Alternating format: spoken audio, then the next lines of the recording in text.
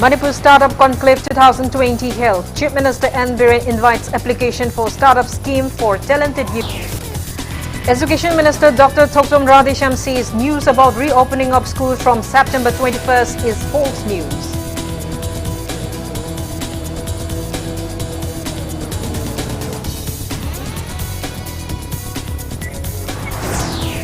And India's confirmed COVID-19 cases crossed 45 lakhs with 96,551 new cases reported in last 24 hours. Death toll reaches 76. Hello and welcome to Impact News. Watching Afternoon News. I'm KANGUJAM SHELLYRA with the top stories and latest news at this hour. Manipur Startup Conclave 2020 was held at City Convention Centre in Palace Compound today. Speaking on the occasion, Chief Minister Nongthaman Biren said the state government initiated the startup scheme to provide livelihood to talented youths of the state. Check and sanction letters for grants amounting 5 crores 25 lakhs rupees for 8 beneficiaries of startup category, 5 beneficiaries of revenue category enterprises have come up providing jobs to youths as well as boosting the state's economy. The Chief Minister encouraged talented youths of the state to get the benefits of the scheme. He said application for the startup scheme will be received throughout the year.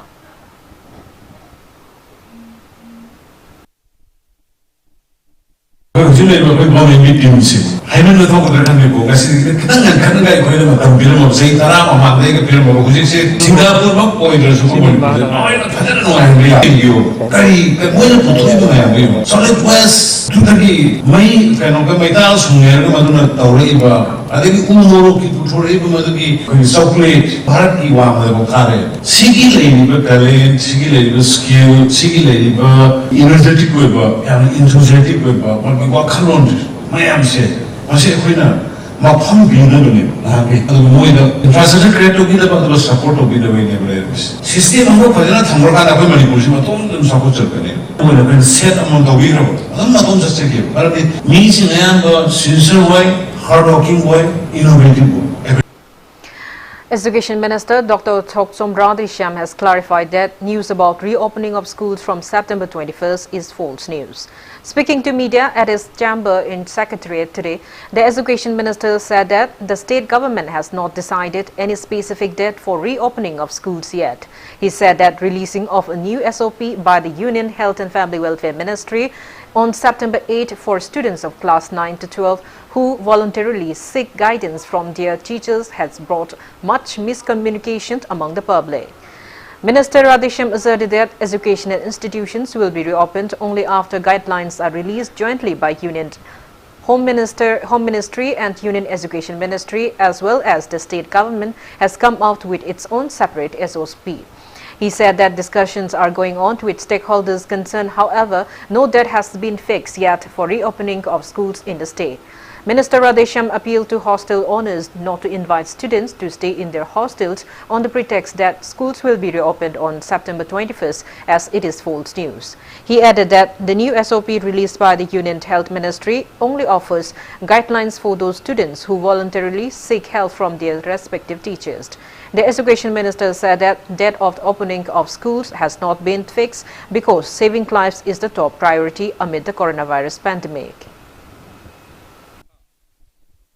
Huziki oina akoi tarik kunma thoidagi hekta school hangdokpa class to buiwa laite akoi kanna khanari nenari adubo SOP ama partial reopening of schools haina health ministry de lakpanina si matungina voluntary guidance longnabi damakta school singda akoi class 9 12 fauda oja singna satra singna masana yaninga chatlagadi aduga parents sing ayaba yauragadi madu tobu yagani hairakpa ma leibanina masigi line da akoi kari tobu yabagi hena akoi khanari prepare tawri adu huziki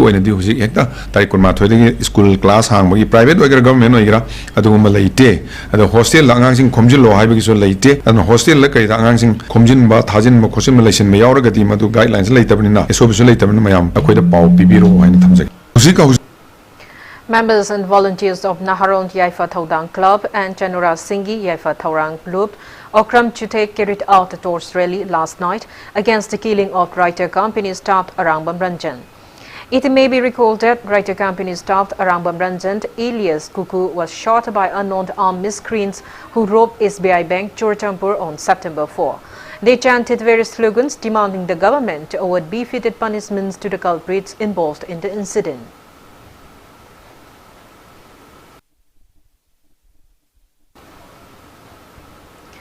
Ex-minister and member of the Manipur Legislative Assembly from 37th Moirang Assembly constituency, Haji Muhammad Hesamuddin, passed away today due to an illness at Ras Medicity. He was 78. His funeral rites, Janazar Namaz, will held at 5 p.m. today at Kwata Kaburstan, Achauba.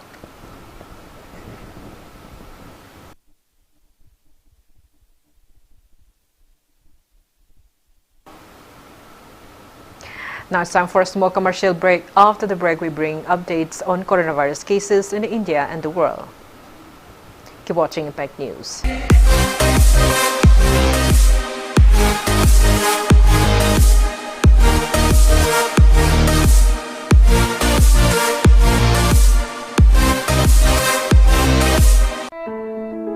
Impact TV ki outsourcing amusung lineman chingna maroiba essential service amoina miyam de lep laitani ipau phanganba office satok sasin line maintenance amadi tangai phadaba thabak thorom sing pangthokpada laikai club organization amadi government ge authority singna athingba pibi danaba appeal tawjari paujanjariba manager Impact TV.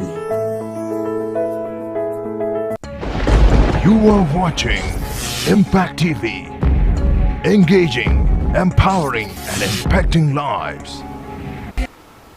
Welcome back. After the break, you're watching Afternoon News. India's COVID-19 cases sprinted past 45 lakhs and the death toll climbed to 76,271 with a record 96,551 infections and 1,209 fatalities being reported in a day. Recovery rate of coronavirus patients in the country stands at 77.65%. As per the Union Ministry of Health and Family Welfare, active COVID-19 cases in the country have crossed 9,43,000. Maharashtra has the highest number of active cases of above 2,53,000. Meanwhile, the Indian Council of Medical Research said that over 11 lakh tests were conducted in the last 24 hours. Globally, coronavirus has infected above 2 crores 84 lakhs people and above 9 lakhs 14,000 people have died and recoveries are above 2 crores 3 lakhs. USA is on the top with more than 25 lakhs 11,000 active cases, followed by India and Brazil.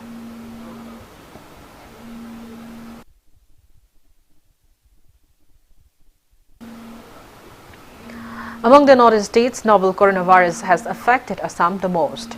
The state's total confirmed COVID-19 cases have crossed 1,35,000, out of which 31,884 are active cases. Arunachal Pradesh confirmed COVID-19 cases have crossed 5,600, out of which 1,658 are active cases. Nagaland's confirmed COVID-19 cases have reached 4,636, out of which 839 are active cases. Tripura's total confirmed COVID-19 cases have reached 17,281, out of which 6,325 are active cases. There are 603 active cases of COVID-19 in Mizoram. Mizoram state government has imposed lockdown in Aizawl till September 17 to prevent local transmission of coronavirus. 532 are in Sikkim and 1,434 active cases of COVID-19 in Meghalaya.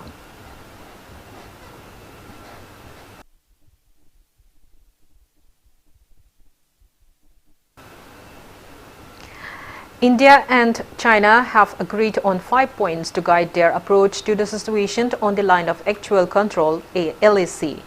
In the bilateral meeting between Foreign Minister Dr. S. G. Shankar and his Chinese counterpart Wang Yi held yesterday along the sidelines of the SCO ministerial meet in Moscow, both the ministers agreed for early disengagement and easing of tensions at the LAC. The two foreign ministers agreed that the current situation in the border areas is not in the interest of either side and the border troops of both sides should continue their dialogue and maintain proper distance. The two countries also agreed on not allowing differences to become disputes and take cue from the series of consensus between leaders of the two countries on developing India-China relations. In a joint statement released after the bilateral meeting, it has been informed that both the countries agreed to abide by all the existing agreements and protocols on boundary affairs and maintain peace and tranquility in these border areas. Agreement was also reached to avoid any action that could escalate matters between the two countries. Consensus was arrived at continuing dialogue and communication through the special representative mechanism and the working mechanism for consultation and coordination on border affairs.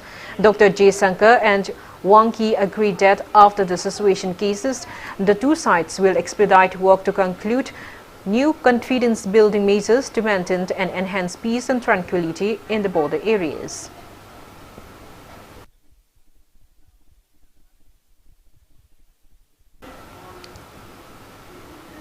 India is scheduled to host the meeting of Council of Heads of Government (CHG) of Shanghai Cooperation Organization (SCO) on November 29 and 30 November in New Delhi. This will be the first Prime Minister level meeting to be hosted by India since its elevation as a full member of Shanghai Cooperation Organization. In the run-up to the CHG meeting, India has taken a lot of initiatives in a wide range of areas. India hosted a preparatory seminar on Startup Forum on August 11th and the first ever meeting of Consortium of Economic Think Tanks on August 21 and 22. Both events were attended by all the SCO member states through video conferencing. India has also planned for many events and meetings to be held before the CHG in November, which include subgroup on cooperation in traditional medicine, preparatory seminar on traditional medicine, 2 meetings of senior officials commissioned on external economy and trade, first ever SEO Startup Forum, special working group on innovation and startups, first ever SEO Young Scientists Conclave, exhibition on shared Buddhist heritage, etc.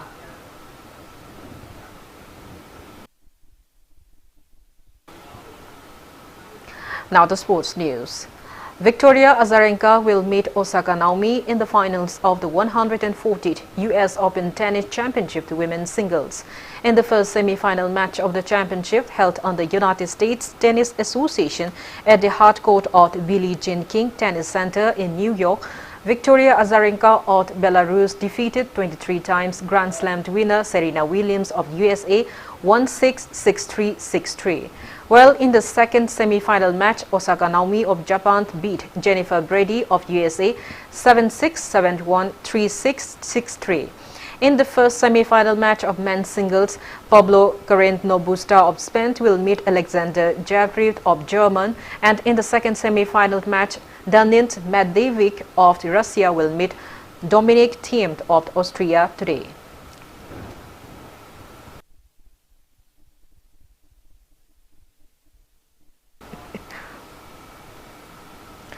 Total number of inter-district players transfer under the aegis of All Manipur Football Association has reached 73 so far. Press release from AMFA said works related to inter-district players transfer and loaning to sportsperson for 2020-21 will resume from September 5 till 18. Before we end, let's take a look at the headlines once again. Manipur Startup Conclave 2020 held. Chief Minister N. Biren invites application for startup scheme for talented youth throughout the year.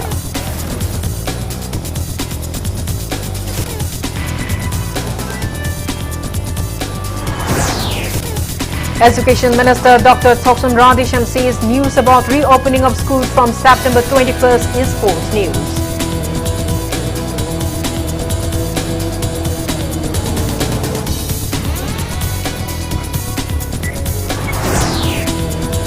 And India's confirmed COVID-19 cases crossed 45 lakhs with 96,551 new cases reported in the last 24 hours.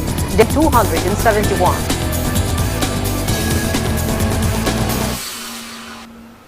That's all we have in this bulletin. Thank you for being with us. For more news, you can follow Impact TV.